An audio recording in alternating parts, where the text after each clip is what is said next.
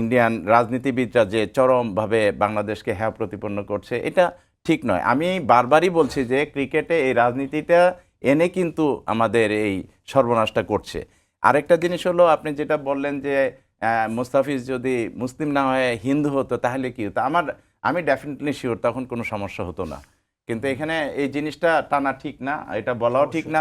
বাংলাদেশ একটি কিন্তু মানে মানে সাম্প্রতিককালে আপনারা দেখেন যে বাংলাদেশে হিন্দু, মুসলিম, বৌদ্ধ, খ্রিস্টান সবাই বাংলাদেশে, এবং বাংলাদেশে সবাই কিন্তু যার যার অধিকার নিয়ে থাকে, বসবাস করছে। এবং আমাদের সরকারে বা এমন কেউ নাই যে তাদেরকে আলাদা চোখে দেখা বা কোনো মানে যে সে হিন্দু কেন, সে বৌদ্ধ কেন, এগুলি দেখার বাংলাদেশে কেউ দেখে না। আমি একটু আপনার সাথে অ্যাড করতে চাই, সেটা হচ্ছে যেই দেশে তারা এই যে হিন্দুত্ববাদ এবং এই প্রসঙ্গগুলো নিয়ে কথা বলছে এবং বাংলাদেশকে কিছুটা আক্রমণ করেই কথা বলছে, সেই দেশের দলটাই টি-20 বিশ্বকাপে খেলতে যাবে লিটন দাসের অধিনায়কত্বে।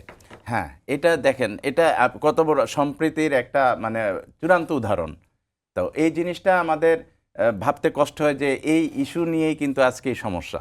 এই যে একজন হিন্দু মারা গেছে বাংলাদেশে বা মেরে ফেলেছে তাকে, এটাকে আমরা এটার প্রতি বাংলাদেশের কারো সমর্থন নেই। এটা একটি জঘন্য কাজ করেছে, অন্যায় করেছে।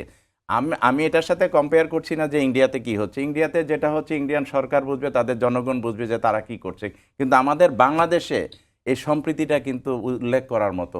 এখানে এই ধরনের একটি ছোটোখাটো ঘটনা ঘটেছে, আমরা সবাই কিন্তু এটার প্রতিবাদ করেছি যে এই ধরনের জঘন্য ঘটনা বাংলাদেশে যাতে কোনোদিনও না ঘটে সেটা দেখতে হবে। এবং আপনি আশ্চর্য হয়ে যাবেন যে বাংলাদেশে যারা সংখ্যালঘু আছে, হিন্দু, বৌদ্ধ, খ্রিস্টান বা অন্যান্য জাতি যারা আছে, তাদেরকে আমাদের এই সরকার সব সরকারই কিন্তু মানে তাদেরকে সুরক্ষা দিয়েছে, তাদের অধিকার যাতে অধিকার যাতে নষ্ট না হয় সেটার দিকে খেয়াল রেখেছে।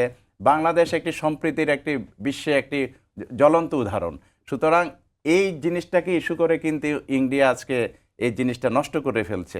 আমরা চাই যে এই উদ্যোগটা তারাই নেক, এবং এটা কিভাবে সলভ করা যায় এটা তাদের বিষয়। এখন তারা যদি উদ্যোগে হয়ে এটা সলভ করতে পারে তাহলে খুব সহজ হবে।